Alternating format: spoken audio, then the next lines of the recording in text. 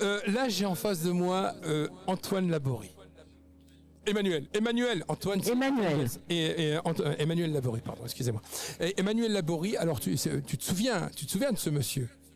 Hier, Ah oui, absolument, tout à fait, oui. Hier, je me souviens de son film aussi. Voilà, on a vu un film hier soir, alors un film qui relate des souvenirs de vacances. Alors, je ne sais pas si c'est les siens, on va savoir exactement, et on lui posera la question.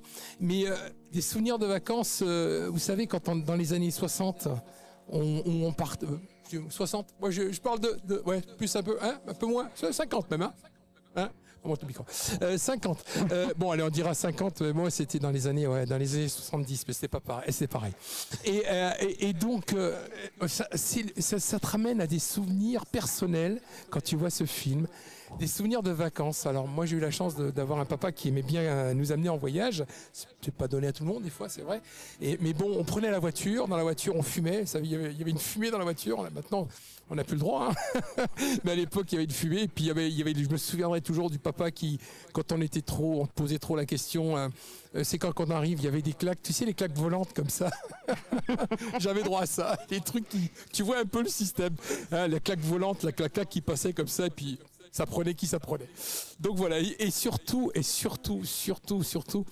y a un souvenir, j'ai eu un souvenir dans ce film qui m'est revenu, qui est allongé derrière. Alors j'avais les pieds de mon frère sur le visage, et je me souviens du souvenir que j'avais. Il me disait, je me voyais les paysages qui passaient, et comme le héros de ce film, il s'imaginait plein de choses.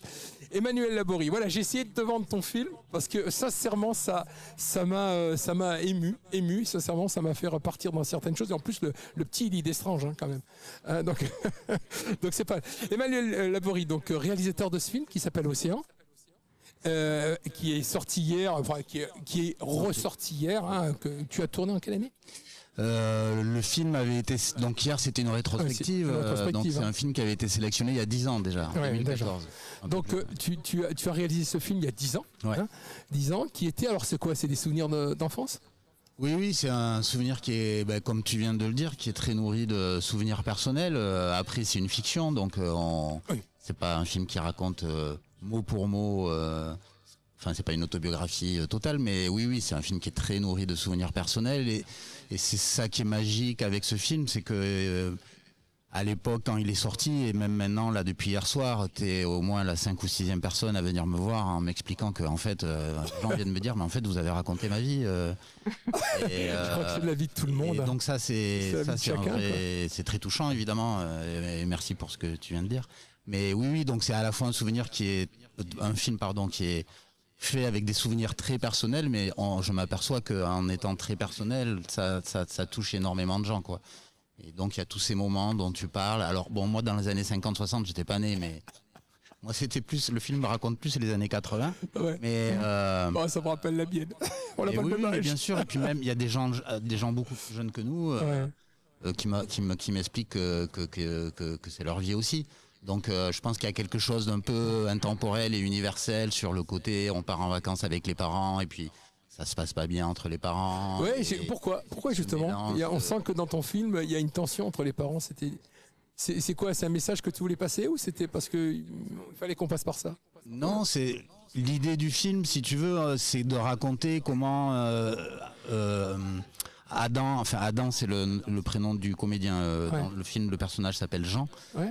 Comment Jean commence, il a à 10 ans, c'est un âge où c'est vraiment la charnière entre l'enfance et le début de l'adolescence, quoi. On rentre en 6e, tout ça. Donc c'est vraiment cet âge où on quitte l'enfance. Et le film cherche à raconter comment un enfant commence des vacances comme ça, avec cette innocence-là de l'enfance, et comment il va finir ses vacances quelques semaines plus tard en ayant grandi, parce qu'il est confronté à des choses qui sont les choses de la vie, mais qui sont effectivement le fait que par exemple ça va pas bien entre ses parents, que il y a aussi il y a, sans spoiler, enfin c'est pas, peu importe, mais il est confronté à la mort pendant le film. Et l'océan, pour moi, donc je venais chaque année ici, vers Seignos, mais a toujours représenté comme ça ce mélange. Enfin, ça a toujours été un endroit fascinant, parce qu'un endroit à la fois de grand bonheur, de liberté, de soleil, un espace où les corps sont nus, le corps de ses parents, Et en même temps, c'est aussi l'océan, c'est aussi l'endroit où on peut mourir, c'est l'endroit, c'est dangereux. Il y a une ambiguïté. Et donc, il y a toute la complexité, toute l'ambivalence de la vie, quoi. Et donc, voilà, le fait que ça aille pas bien entre les parents, c'est quelque chose qu'on a souvent, que beaucoup d'entre nous ont vécu. Et... Oui, parle dans le micro. Ok, pardon. Donc c'est une, on peut pas dire que c'est enfin, comment dirais-je, des idées personnelles. D'où était la complexité de réaliser un film comme ça? Parce que c'est un film d'époque. Oui, il a fallu trouver des lieux, il a fallu trouver du... Oui, ça fait partie des livres, des choses, des paris, des choses un peu complexes, surtout quand on a un budget de court-métrage, même si là il se trouve que c'est un film qui a eu la chance d'être financièrement bien doté. On avait autant d'argent qu'on peut en avoir sur un court-métrage, mais... Ouais. La fourchette est de combien à peu près sur un court-métrage? Comment? J'ai pas entendu. La fourchette est de combien sur un court-métrage? Le budget, tu veux dire? De mémoire, Océan, c'est un budget de entre 130 et 150 000 euros. Ah oui, quand même.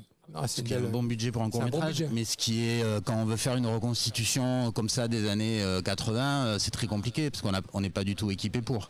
Donc ça c'était un des vrais paris de réalisation, c'était d'arriver à recréer une époque, à ce que ça ait l'air vraisemblable sans avoir énormément d'argent, mais on s'est donné quand même beaucoup de mal et voilà. Mais souvent on m'interrogeait sur le fait de vouloir à tout prix mettre ce film dans les années 80 parce que ça coûtait beaucoup plus cher et que c'était beaucoup plus difficile à produire et à réaliser. Mais moi, c'est quelque chose auquel je tenais parce que pour toutes les petites raisons que tu as expliquées, il y avait plein de choses qui sont vraiment liées à cette époque-là, des manières d'être, des manières de se comporter, y compris une séparation entre les parents. Je pense qu'on vivait pas ça tout à fait de la même manière que 20 ou 30 ans plus tard.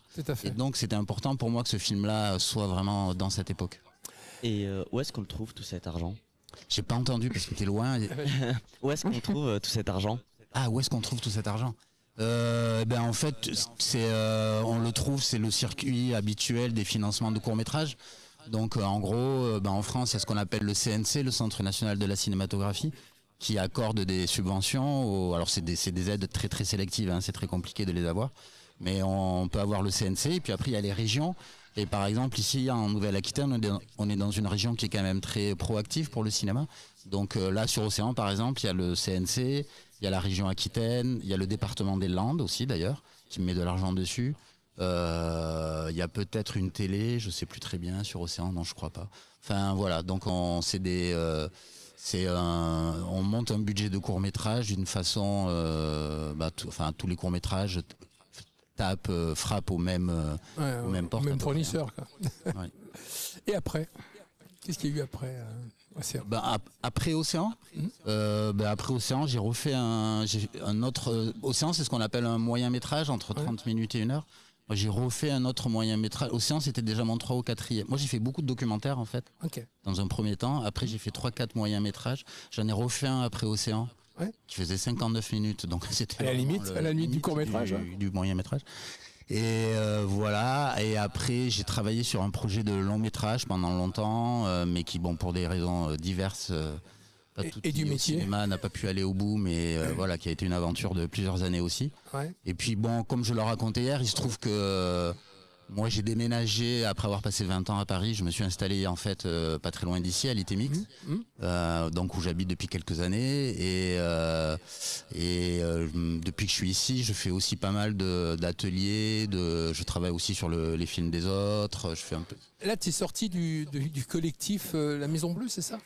Alors, j'ai été résident à la Maison Bleue. La Maison Bleue, c'est une résidence d'écriture. C'est une résidence d'écriture qui est sur Contis, donc qui réunit des réalisateurs, on est bien d'accord, qui écrivent leurs films.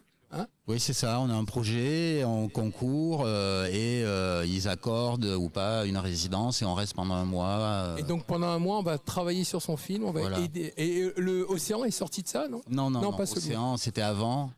Moi, j'ai commencé. Océan avait été sélectionné au festival, donc j'ai connu Contis comme ça. Puis ensuite, je suis allé à la Maison Bleue et ensuite, je me suis installé dans le coin. Et maintenant? Et maintenant, je continue à travailler. Et là, je repars sur un autre projet de long métrage en espérant que celui-ci aille au bout. C'est compliqué là. Et voilà. Oui, c'est toujours c'est toujours faire des films, c'est toujours des processus très très longs, très compliqués. Enfin, je pense que tout le monde. Chez tout le monde, moi je pense pas. Je pense que vous passez par des étapes qui doivent pas être évidentes quand on est réalisateur. Voilà, mais par beaucoup des fois de déceptions, beaucoup de. C'est sûr que quand un film va pas au bout, là, comme ça m'est arrivé récemment, oui, il faut digérer le truc. Mais ça fait partie c'est mort. du Il y a plus moyen parcours. d'aller plus loin, enfin de recommencer, d'aller chercher. Voilà, c'est compliqué. Là, je pense pas qu'on ait le temps de rentrer dans le projet. Mais voilà, après je fais d'autres trucs aussi. Il n'y a pas que le cinéma dans ma vie. J'écris. Enfin bon, je m'occupe. Mais en tout cas, en ce qui concerne les films, voilà, là je travaille sur un nouveau projet de long métrage, mais j'en suis vraiment au début, c'est-à-dire au moment où on recommence à écrire et à mettre des choses sur le papier. Merci Emmanuel, merci encore pour nous avoir fait voyager. Et je trouve que c'est ça le cinéma, c'est nous faire voyager. Hein. Et dernière petite question avant de se quitter, c'est quoi ta vision du cinéma? C'est la question qu'on posera à tout le monde. Ma vision du cinéma, je sais c'est pas quoi du tout. Pas du tout. C'est quoi ma vie C'est quoi pour toi le cinéma, c'est quoi? Écoute, moi très bêtement, le cinéma, si tu veux, moi j'ai toujours voulu faire ça. Je fais ça. Moi, après avoir passé mon bac, je suis rentré dans une école de cinéma. J'avais 17 ans. Donc depuis cet âge-là, en fait, c'est ma vie. En fait, je fais des films. Enfin, le cinéma, c'est un peu plus large que le cinéma parce que moi, j'ai commencé par faire des documentaires pour la télévision. Enfin, en tout cas, faire des films. Ça a toujours été ma vie, je ne sais faire que ça parce que comme la plupart des réalisateurs, il y a plein de moments dans ma vie où je me suis demandé vraiment qu'est-ce que je pourrais faire d'autre. et en fait, non, rien. Donc voilà, c'est le cinéma, ma vision du cinéma, c'est juste c'est ma vie, quoi. Donc c'est compliqué la vie entre chaque film, hein, en tant que réalisateur. Il y a un très beau documentaire sur un reportage sur Première qui parle justement des réalisateurs qui entre les deux et des fois il y a des vaches maigres, hein, malheureusement. Oui, tout le monde. Tout le monde s'imagine que vous êtes milliardaire, mais c'est pas sûr d'être le cas. Mais non, c'est des métiers. Je sais pas si on peut appeler ça un métier, mais c'est des parcours en tout cas qui demandent beaucoup d'obstination, de patience, de travail. De résilience, voilà. Donc mais il y a pire. C'est aussi un énorme luxe et une grande chance de pouvoir se lever le matin globalement en allant travailler sur des choses qui nous intéressent, quoi. C'est pas donné à tout le monde. Merci Emmanuel.